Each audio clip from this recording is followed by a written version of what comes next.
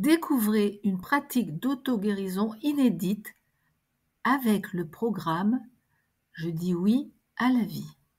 Aujourd'hui, on se penche sur une méthode de bien-être assez singulière, née d'une histoire personnelle vraiment intense, le programme Je dis oui à la vie. La promesse? Utiliser les ressources de notre propre esprit pour agir sur notre corps. Alors comment est-ce que cette approche propose de mobiliser nos forces intérieures face à la maladie? C'est ce qu'on va explorer ensemble. Échapper au fauteuil roulant après 10 ans de lutte. C'est une phrase choc, hein. Et c'est vraiment la promesse qui est au cœur de tout ce programme. Tout est parti de là, d'un combat personnel, celui de la créatrice, qui a décidé de transformer sa propre expérience, son propre vécu, en une méthode pour aider les autres. Alors, qui est derrière ce programme? Il s'agit d'Emeline Bouillot.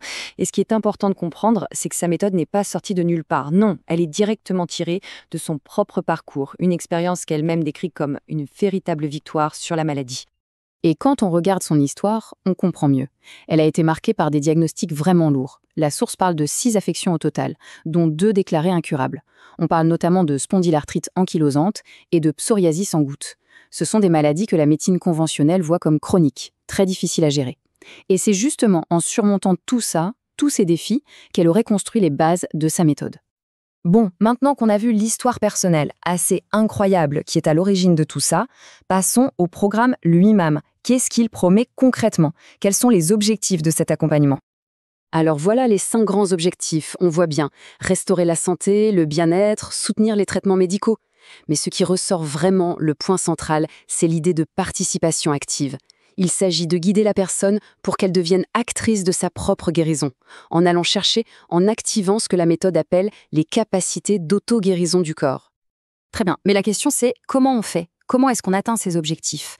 Eh bien, tout le programme repose sur une idée fondamentale, le lien hyper étroit entre le corps et l'esprit. Et pour agir sur ce lien, il y a un outil principal qui est mis en avant. Et cet outil, c'est la visualisation créatrice. C'est vraiment le pilier de la méthode. L'idée, pour faire simple, c'est d'utiliser le pouvoir de son imagination, de ses pensées, de son intention, de manière très ciblée, pour essayer d'influencer directement ce qui se passe dans le corps. Pour que ce soit plus concret, la documentation donne une image assez parlante, celle d'imaginer des fameux petits bonhommes qui viendraient guérir le corps. L'idée derrière, c'est de créer des images, des métaphores visuelles qui sont simples, personnelles et qui aident à se représenter le processus de guérison en marche. Et ça peut prendre plein de formes différentes. Par exemple, s'imaginer en train d'appliquer une crème apaisante sur une zone qui fait mal, ou une sorte de peinture plus claire, plus blanche, pour calmer une inflammation. En fait, le but, c'est que chacun finisse par créer son propre scénario d'auto-guérison, une sorte d'histoire mentale qui va mobiliser l'intention de guérir. Alors là, on arrive à un point clé avancé par le programme. Cette méthode est présentée comme étant validée par les neurosciences. C'est un argument de poids, évidemment, qui est censé lui donner une base, une crédibilité scientifique. Bon, c'est bien de l'affirmer, mais sur quoi ça repose? Pour soutenir cette idée, le programme met en avant 2 types de preuves. D'un côté, une référence scientifique, et de l'autre, des témoignages. Alors pour la partie scientifique, la source mentionne une étude bien précise, publiée dans la revue Pain Research and Management. Et que dit cette étude? Que l'imagerie mentale d'un traitement de physiothérapie a montré une réduction de la douleur plus importante que le traitement physique tout seul. C'était sur des patients qui souffraient d'arthrose du genou. C'est vraiment l'argument scientifique principal qui est mis sur la table. Et de l'autre côté, il y a les témoignages. On a celui d'Adrien, par exemple. Il souffrait de douleurs au dos et au cou, avec un pronostic médical qui n'était vraiment pas bon. Il aurait suivi le programme en complément de son suivi et il raconte que le médecin n'en revient pas, qu'il va de mieux en mieux et qu'il a pu reprendre son travail. Ensuite, il y a l'histoire de Stéphanie. Elle était en plein traitement contre un cancer. Pour elle, le programme a surtout été un moyen de mieux supporter les effets secondaires de la chimio.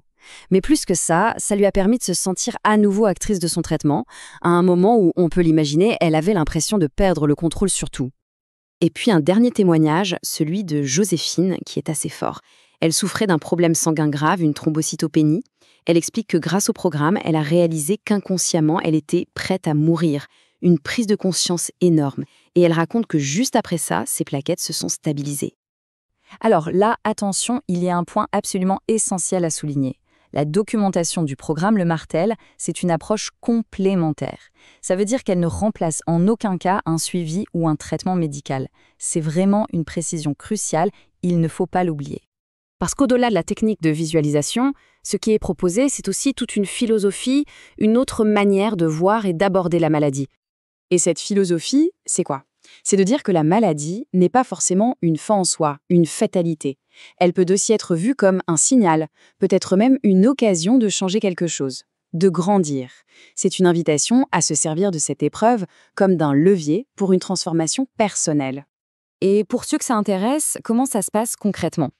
Le programme est disponible en ligne, on peut aussi avoir des rendez-vous individuels avec la créatrice, il y a également un groupe de soutien privé, et puis pas mal de contenu en plus pour accompagner les gens dans leur parcours.